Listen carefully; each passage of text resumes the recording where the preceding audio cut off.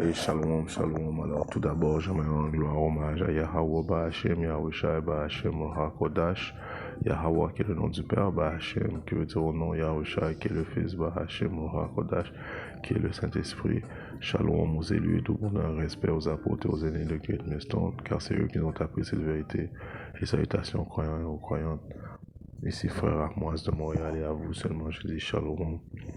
Alors, tout d'abord, pardonnez-moi pour ma voix qui vit une condition infernale en ce moment.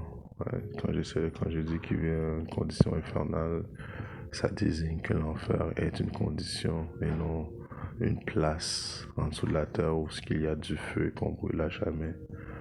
L'enfer est une condition où la tombe, c'est comme exemple, toutes les Israélites qui sont dispersés dans les quatre coins du monde, n'importe où ils sont dans cette planète présentement, vivent une condition infernale, car peu importe où ce qu'il y a des Israélites, ils font partie de le bas de l'échelle de n'importe quelle société. Ouais. La plupart des Israélites habitent dans le ghetto. Il est vrai qu'il y a des Israélites qui s'arrangent mieux que d'autres, mais collectivement, nous vivons une situation infernale, right? Car ce sont les curses que Yahweh Shimashai nous a données. Right? Tout ça pour dire que quand on rentre dans cette vérité-là ne sera pas facile. C'est pas comme tu rentres dans la vérité, tout d'un coup tu es bulletproof vest, right? Contre les maladies, contre des tests spirituels que Yahweh Shimashai va te tester, right? Tu ne rentres pas dans cette vérité-là pour échapper aux curses, right? Non, tu rentres dans cette vérité-là pour vaincre les curses, right? En croyant Yahweh Shem Yahushai. So, c'est pour ça qu'il y a des frères qui pensent rentrer dans la vérité en pensant qu'ils étaient bulletproof de tous ces curses et ils parviennent à laisser la vérité quand ils font face à leur première adversité. Ils paniquent et ils laissent la vérité, right? Alors, tu vas devoir souffrir dans cette vérité-là. Quelqu'un qui dit tu ne souffres pas est un menteur. Tu vas devoir souffrir. Et non seulement que tu vas devoir souffrir, et quand tu souffres, quand tu souffres, tu dois remercier Yahweh Shimashai de te faire souffrir. Car la souffrance que Yahweh Shimashai te donne, c'est afin de voir si tu es digne de recevoir tous les bienfaits, les bénédictions qu'il s'apprête à te donner, à toi qui justement ne manquera pas d'énergie, ne laissera pas la vérité qui va persévérer jusqu'à la fin. Et lui veut savoir si tu mérites la vie éternelle. Une des bénédictions, c'est la vie éternelle. Ouais. Alors, à 1 Pierre 4 et 12, je t'écris: Bien-aimés, ne pensez pas étrange en ce qui concerne l'épreuve de feu.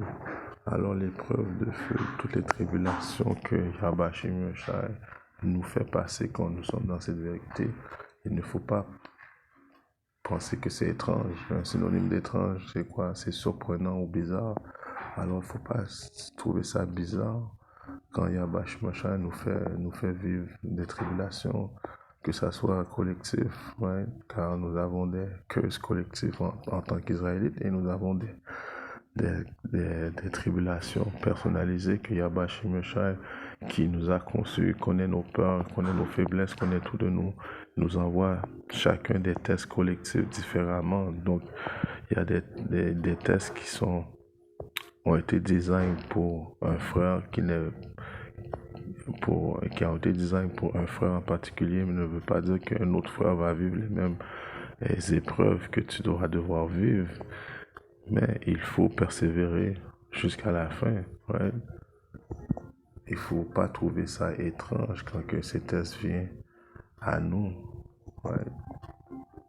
Alors je relis: Bien-aimés, ne pensez pas étrange en ce qui concerne l'épreuve de feu et pour vous éprouver. Tout ça, ça a été fait pour que nous soyons testés. Alors prenons ça en perspective que Yahushua est le premier esprit créé d'entre les mains du Père Yahweh, le premier esprit, son Fils unique. Il a dû faire passer tellement d'épreuves à Yahushua afin qu'il puisse sauver la nation d'Israël. Right? Donc imaginez si Yahweh a fait passer son seul fils unique par des tribulations, afin de quoi? Afin qu'aujourd'hui Yahweh est assis à sa droite. Yahweh a domination sur toutes les créations. Right? Que ce soit dans les cieux, que ce soit dans la terre, ou que ce soit dans l'eau, Yahweh est en contrôle de tout.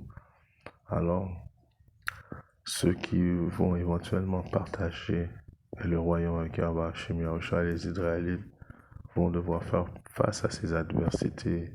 Alors, il ne faut pas trouver étrange il faut pas trouver étrange quand on fait face à ces tests, mais il faut, comme on dit en anglais, rejoice and be happy.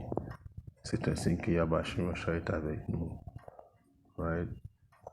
Si on regarde,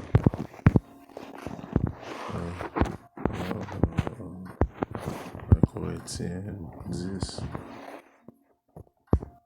et 13. Aucune tentation ne vous saisit telle qu'il est commun à l'homme, mais Yahweh est fidèle, qui ne permettra pas que vous soyez tentés au-delà de ce que vous êtes capable, mais avec la tentation, il vous donnera aussi un moyen d'échapper afin que vous puissiez être capable de la supporter. Alors, tous les tests, la tentation, les obstacles que Yahweh nous fait passer, c'est tout design afin que il sait qu'on est capable de supporter. Il sait selon comment il nous a conçus, comme que j'ai dit auparavant, nos peurs, nos faiblesses et nos angoisses, il les connaît. Right? Donc, il ne fera pas rien au-delà de nos capacités.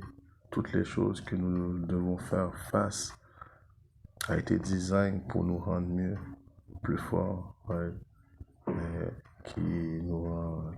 Qui fait grandir notre foi. Right? Tout ça, c'est un acte de bienveillance de la part de Yahweh Shemashah. Pourquoi? Parce qu'il veut qu'on soit prêt à recevoir, il veut qu'on soit prêt à recevoir nos bienfaits. Il nous prépare au mariage qui va être dans les cieux. Très bientôt, quand Yahweh Shemashah va revenir et transpasser le ciel, il va y avoir un mariage entre nous et notre mari qui est Yahusha, et nous sommes la mariée, right? Alors, toutes les tribulations que Yahweh Shemashah nous fait passer, il y a toujours une porte de sortie. À la dernière minute, il a toujours préparé une porte de sortie afin que nous puissions être capables de le supporter. Donc, c'est tout design pour notre bien, right? C'est pour ça que on lit, comme que je dis, c'est une exhortation qui va être assez courte. 1 Pierre 4 et 13. Mais réjouissez-vous d'autant que vous êtes participants. Alors il faut se réjouir de faire face à ces adversités, dans cette vérité, et ne pas trouver ça étrange, mais qu'on soit content. Ça démontre que, comme que je dis, Yahweh est avec nous, qu'on est des participants aux souffrances de Hamashiach. Alors comme Yahweh a souffert, nous partageons les mêmes styles de souffrance dans un plus petit niveau, mais quand même ça démontre que nous souffrons avec Yahweh, afin que lorsque sa gloire sera révélée, vous puissiez aussi être content d'une immense joie. Alors comme que j'ai dit, quand le mariage va se faire très bientôt dans les cieux, quand Yahweh va venir, on va réjouir d'avoir participé à sa souffrance. Right? On va réjouir du fait que Yahweh nous a fait passer par tellement d'angoisse, de tribulation, afin que nous puissions partager les bénédictions qui s'apprêtent à arriver, right, aux Israélites, commençant par les optimistes élus, right, les 144 000 hommes, 12 000 de chaque tribu qui composent le prochain gouvernement sur terre avec Yahweh. Et éventuellement, tous les Israélites vont bénéficier de ces souffrances qu'ils ont dû passer, car les 2 tiers aussi passent par des tribulations. Right? La seule différence, c'est que les autres ne savent pas qu'est-ce qui se passe, they don't know what's going on, mais éventuellement ils vont avoir bénéficié de tout ça, eux aussi. Right? Si on regarde un peu ça dans le livre